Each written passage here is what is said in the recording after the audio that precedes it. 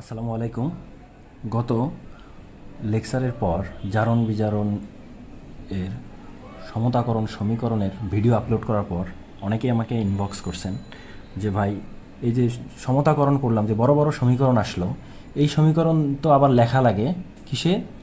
অঙ্ক করার ক্ষেত্রে। তো আমরা এটা কী করব? এই বড় বড় সমীকরণ তো মনে থাকে না। তো ঠিক আছে, ওকে, তো বড় বড় সমীকরণ মনে রাখার কোনো দরকার নাই। কেননা আমরা যদি শুধু মোল সংখ্যার অনুপাত জানি তাহলে জারণ বিজারণের সবগুলো অঙ্ক শেষ করা যাবে। মাত্র 3টা অনুপাত যদি আমরা জানি তাহলে সবগুলো অঙ্ক করা সম্ভব। আর এর সাথে যদি আমরা কি জানি, মোল সংখ্যা, অর্থাৎ মোল সংখ্যার অনুপাতটা যদি জানি তাহলে খুব সহজেই অঙ্কগুলো সলভ করা যাবে। আমি 3টা সূত্র দেখাচ্ছি এবং এর পরবর্তীতে আরও 3টা অঙ্ক করে দেখাবো আপনাদের। তো আসলেই মোল সংখ্যার অনুপাত জানলে আর কি লাগে, এটাই লিখছি, কারণ আসলে মোল সংখ্যার অনুপাত জানলে আর কিছু লাগে না, সবগুলো অঙ্ক সলভ করা যাবে ইনশাল্লাহ। দেখি আমরা তাহলে কোন 3টা অনুপাত জানলে আসলে সবগুলো অঙ্ক করা সম্ভব, সেটা আমরা একটু দেখে নেই। প্রথমটা হচ্ছে, আমরা লিখছি এখানে ফেরাস আয়ন, অথবা ফেরাস আয়নও থাকতে পারে, অথবা ফেরাস সালফেট সরাসরি বলা থাকতে পারে। সেই ক্ষেত্রে তার সাথে কি পটাশিয়াম পারম্যাঙ্গানেট। আমরা একটু মনে রাখার জন্য বলি, সেটা হচ্ছে উপরে আমরা রাখবো হচ্ছে বিজারক, নিচে রাখবো হচ্ছে জারক। একটু মনে রাখার জন্য বললাম। আচ্ছা, এখানে উপরে হলো বিজারক পদার্থগুলো থাকবে, নিচে থাকবে হচ্ছে জারক পদার্থ।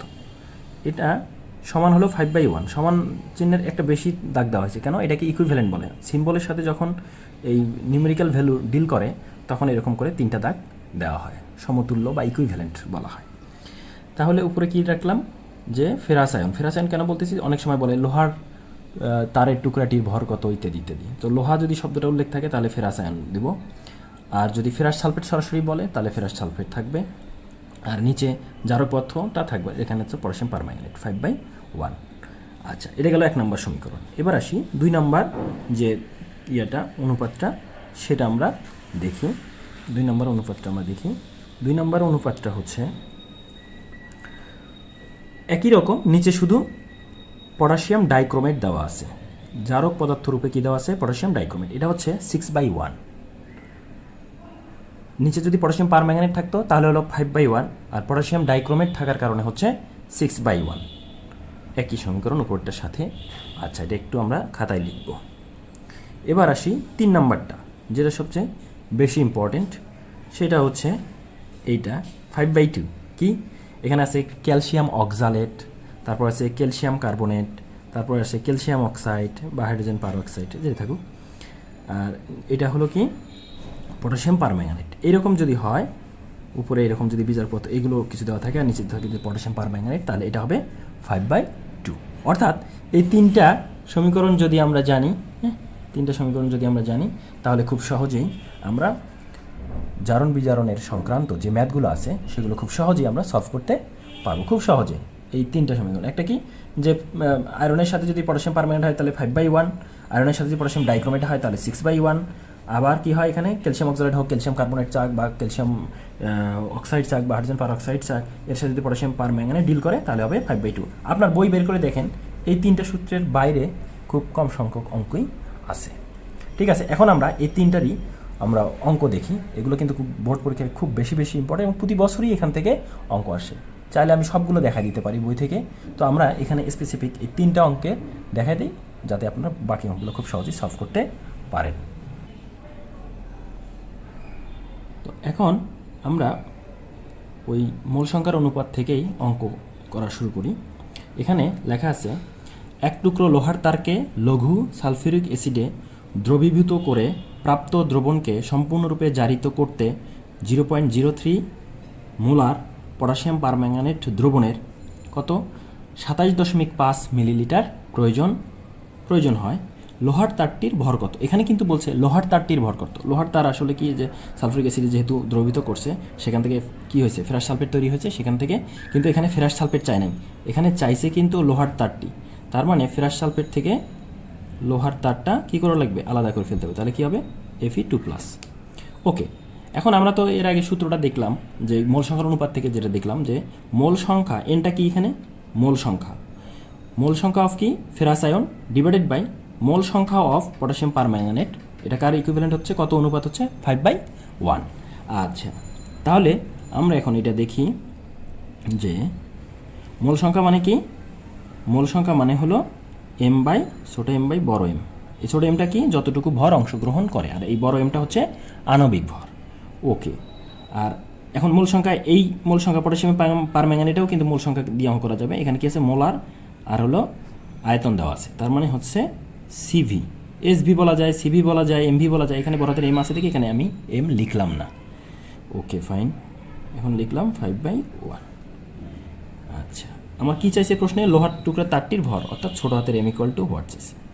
তাহলে ছোট হাতের এম লিখলাম এখানে, বড় হাতের এম কত, লোহার, একটু খেয়াল রাখতে হবে, লোহার তার চাইছে, তার মানে আয়রন যেহেতু লিখছি এখানে, অর্থাৎ ফেরাস আয়ন লিখেছি, তাহলে ফেরাস আয়নের এটা যদি করি, যে আয়রনের আণবিক ভর হলো 55.85। ওকে, সিটা কার, ঘনমাত্রা পটাশিয়াম পারম্যাঙ্গানেটের, কারণ এই নিচের টার্মটা তো যে মূল সংখ্যা নির্দেশ করতেছে সেটা তো হচ্ছে পটাশিয়াম পারম্যাঙ্গানেটের জিনিস, তো আমি সিভি লিখতেছি। তাহলে সি হলো 0.03, ভি হচ্ছে কত, 27.5। যেহেতু মিলিলিটার আছে, অবশ্যই এটা কিসে প্রকাশ করা লাগবে, লিটারে প্রকাশ করা লাগবে। আমি 1000 দ্বারা ভাগ করলাম, মিলিলিটারকে 1000 দ্বারা ভাগ করে লিটার পাওয়া যায়, আমি অ্যাজ ইউজুয়াল লিখলাম।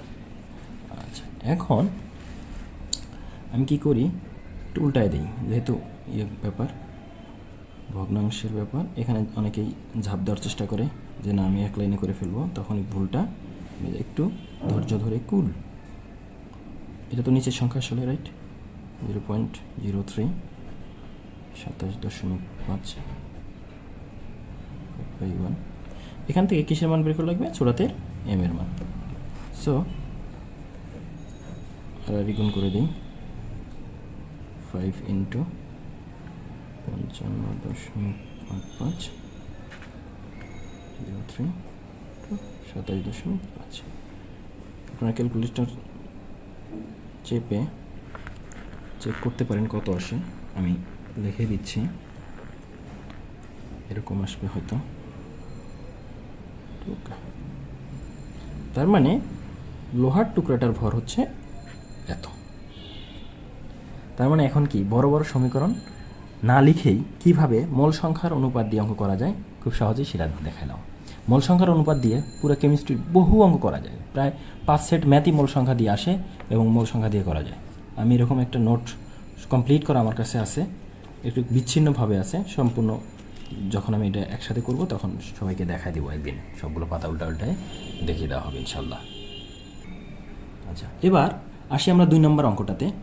এখানে বলা আছে 5 গ্রাম অনার্দ্র ও বিশুদ্ধ, 5 গ্রাম হলো বিশুদ্ধ ফেরাস সালফেট, তার মানে এই 5 গ্রামটা কার ভর, ফেরাস সালফেটের ভর। আচ্ছা, 5 গ্রাম অনার্দ্র ও বিশুদ্ধ ফেরাস সালফেটকে সম্পূর্ণরূপে জারিত করতে কত গ্রাম পটাশিয়াম ডাইক্রোমেট প্রয়োজন হবে। আচ্ছা, দুইটাই হলো কিসের সাথে কিসের রিলেশন, গ্রামের সাথে গ্রামের রিলেশনটা চলে আসছে, গ্রামের সাথে কত গ্রাম। আচ্ছা ঠিক আছে, আমরা ওই মোল সংখ্যার অনুপাতের যে সূত্রটা আছে সেটা, তাহলে মোল সংখ্যা ফ্রেশ সালফেট, যেহেতু ফ্রেশ সালফেটের কথা বলছে এখানে লোহার টুকরা বলে নাই, আর কি পটাশিয়াম ডাইক্রোমেট। ওকে, এটা সমান 6/1, আমি তো প্রথমে দেখাই দিয়েছিলাম শীটটাতে 6/1 লিখলাম। ওকে, এখন দেখব যে কার সাথে কীভাবে সম্পর্কটা, ফেরাস সালফেট। ফেরাস সালফেট তার মানে কি, এখানে 5 গ্রাম আছে, তার মানে এখানে লিখি m/m, এটাই তো মূল সংখ্যা মিন করে, m/m। নিচেরটাও কি মূল সংখ্যা, গ্রাম চাইছে, সো গ্রামের সাথে রিলেটেড m/m, এটাই আছে 6/1। তো দুইটা একই রকম হইলো, রাইট। সো একটাকে আমি প্রাইম দিয়ে দিলাম, একটাকে আমি প্রাইম দিয়ে দিলাম যাতে ওভারল্যাপ না হয়। ওকে ফাইন, পরের লাইনে আমরা লিখি। তো উপরেটা কি ফেরাস সালফেটের জন্য ছিল, তো কত গ্রাম আছে, 5 গ্রাম ফেরাস সালফেট আছে, নিলাম। ফেরাস সালফেটের আণবিক ভর তো আমাকে করতে হবে। সো ফেরাস সালফেটের আণবিক ভর আমরা যদি বের করি, তাহলে যে আয়রনেরটা হচ্ছে কত, আয়রনের পারমাণবিক ভর হচ্ছে 55.85, ওটাকে যদি আমরা রাউন্ডেড করি সেই ক্ষেত্রে আমরা ফেরাস সালফেটের আণবিক ভর পাবো হচ্ছে 152। এখন আসেন পটাশিয়াম ডাইক্রোমেট। পটাশিয়াম ডাইক্রোমেটের কী চাইছে কত গ্রাম, তার মানে এমটা চাইছে, বড় হাতের এম কত, পটাশিয়াম ডাইক্রোমেট এটা হলো 294.2। এটা আণবিক তো বের করাই যায়, চাইলেই বের করা যায়, সহজেই বের করা যায়। এটা হতো কত 6/1। এখানে আমি বলছি একটু কুল হয়ে একটা লাইন লিখতে, কারণ এটা তো উপরে চলে যাবে আর এটা তো 152টা কত, 152 হচ্ছে নিচেরটা, এখানে আসবে।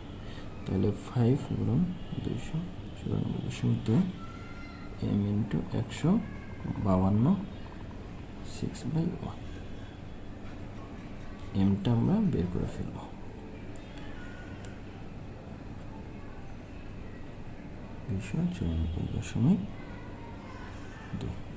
এটা মানটা আসতেছে 1.6129 গ্রাম। তার মানে আমরা কি দেখতেছি যে মোল সংখ্যার যদি আমি অনুপাত জানি তাহলে খুব সহজেই এই অঙ্কগুলো সলভ করা যাবে। এই অঙ্কটা খুব সহজেই সলভ করা গেল। এর আগের অঙ্কটাও কিন্তু আমরা সলভ করলাম কি মোল সংখ্যার অনুপাত দিয়ে খুব সহজে সলভ করতে পারলাম। এইবার 3 নম্বর অঙ্কটা আমরা দেখি। 3 নম্বর অঙ্কটা আমরা একটু পড়ি। 0.41 গ্রাম চুনাপাথর থেকে সব ক্যালসিয়াম অক্সাইডকে ক্যালসিয়াম অক্সালেট রূপে অধক্ষিপ্ত করা হলো। সম্পূর্ণ অধক্ষেপ আলাদা করে ভালোভাবে ধৌত করে সালফিউরিক অ্যাসিডে দ্রবীভূত করা হলো। ক্যালসিয়াম অক্সালেট এর এ দ্রবণকে সম্পূর্ণরূপে জারিত করতে কত 35 ml 0.04 মোলার পটাশিয়াম পারম্যাঙ্গানেট দ্রবণ প্রয়োজন হয়। ওই চুনা পাথরে ক্যালসিয়াম অক্সাইডের শতকরা পরিমাণ হিসাব করো। এত পর্যন্ত পড়ার পরে মাথা কিন্তু আওলানো শুরু করছে অলরেডি। এই অঙ্কগুলো যারা স্টুডেন্ট লাইফে করছেন নিশ্চয় অনেক প্যারা দিছে, আসলে ঠিক অনেক প্যারা দিছে। যারা এখন পর্যন্ত এই অধ্যায় করেন নাই তাদের হয়তো কিছু প্যারা মনে হবে না, কিন্তু যারা করছেন বা যারা পাশ করেও বের হয়ে গেছে, ইঞ্জিনিয়ারিং দেখা গেলেও পাশ করে বের হয়ে গেছে, তাদের আসলে যে কী ভয়াবহ ছিল জারণ বিজারণ চ্যাপ্টার। অনেকে রীতিমতো তো স্ল্যাং ইউজ করা শুরু করতো জারণ বিজারণের নামে। ঠিক আছে, আমরা মোল সংখ্যার অনুপাত দিয়ে খুব সহজেই কীভাবে করতে পারি সেটা এখন দেখাচ্ছি। তো এর আগে যে দেখাছিলাম 3 নম্বর সূত্রটা, সেটা কি ছিল যে মোল সংখ্যা অনুপাত দিয়ে।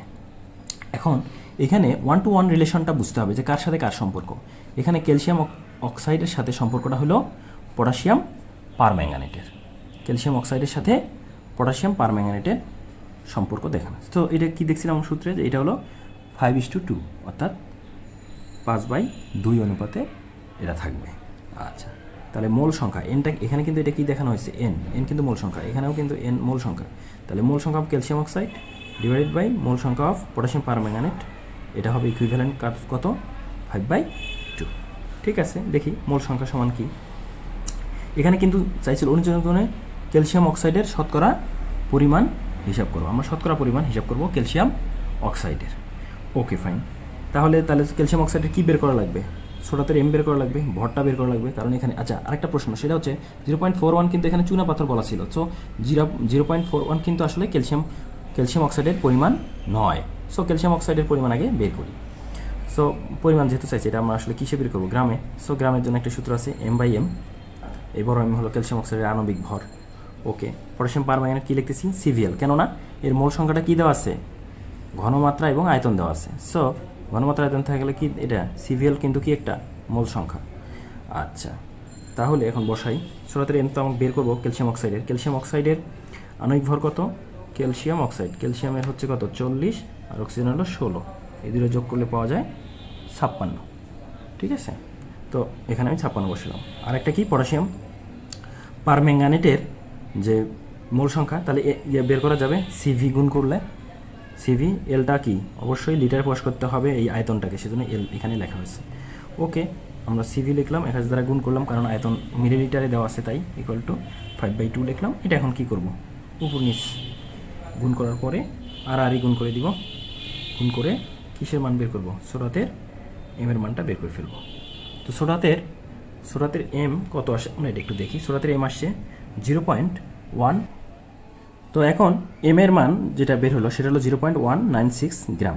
এটা কার ভর, এটা হলো ক্যালসিয়াম অক্সাইডের ভর কিন্তু বের হচ্ছে। প্রশ্ন কী চাইছে যে ওই চুনাপাথরে ক্যালসিয়াম অক্সাইডের শতকরা পরিমাণ হিসাব করো। চুনাপাথরের ভর কত দেওয়া ছিল 0.41, তাহলে ওই চুনাপাথরের ক্যালসিয়াম অক্সাইডের শতকরা পরিমাণ হচ্ছে কত, ক্যালসিয়াম অক্সাইডের যে বিশুদ্ধ ভর সেটা তো রাসায়নিক বিক্রিয়া করছে, সেটা কিন্তু সোডাতে এম এর মান। সো ওইটা আমরা কী করবো, 0.196 ডিভাইডেড বাই কি, ওই চুনাপাথরের মোট ভর কত ছিল 0.41, ওটা তো দেওয়াই আছে, যেহেতু শতকরা লিখছি তাহলে 100 দিয়ে গুণ করে দিলাম। এটা কত আসতেছে ক্যালকুলেশন করে আপনি দেখতে পারেন আপনারা, তাহলে কত আসবে হয়তো, এটা 47 কত আসে 80 এত পার্সেন্ট, 50%-এর নিচে আসছে হচ্ছে শতকরা মানে চুনাপাথর, ওই চুনাপাথরের ক্যালসিয়াম অক্সাইডের শতকরা পরিমাণ হলো এরকম 47.8%। তার মানে আমরা এখন কি দেখলাম যে শুধুমাত্র মোল সংখ্যার রেশিও বা অনুপাত জানলেই আমরা খুব সহজেই এই জারণ বিজারণের যে অঙ্কগুলো আছে সেগুলো আমরা করতে পারবো, খুব সহজেই অঙ্কগুলো সলভ করা যাবে। তো এরপরে আরও হয়তো যদি পুরো বইয়ের যে ম্যাথগুলো আছে আমরা বই থেকে একবার ভিডিও করে দেখাবো। তো আশা করি আপনারা সাবস্ক্রাইব করে চ্যানেলের সাথে থাকবেন এবং এই জারণ বিজারণ শুধু না, এই যে মোল সংখ্যা এখানে হঠাৎ করে বলতেছি, মোল সংখ্যা হলো m/m, CV বা MV, হ্যাঁ, তারপরে VL/22.4, VML/22,400, তারপরে IT/XF, MV, এগুলো সবগুলো অঙ্ক করা আছে আমার chemistry first paper second paper. আসলে মেইনলি মোল সংখ্যা যে জানবে তার আসলে কেমিস্ট্রি কোনো ব্যাপার না, যৌগ না জেনেও পরীক্ষার হলে A+ পেয়ে আসবে সুন্দর করে, কোনো অসুবিধা নাই যদি শুধু সে মোল সংখ্যা জানে, এই অনুপাতগুলো নিয়ে সে যদি ডিল করতে পারে। তো ঠিক আছে, সাবস্ক্রাইব করে পাশে থাকবেন এবং আপনার বন্ধুদের সাথে, আপনার ইয়াদের সাথে, পরিচিত জনদের সাথে শেয়ার করে এই জ্ঞান বিতরণের এবং সম্প্রসারণের অংশীদার হন। আসসালামু আলাইকুম।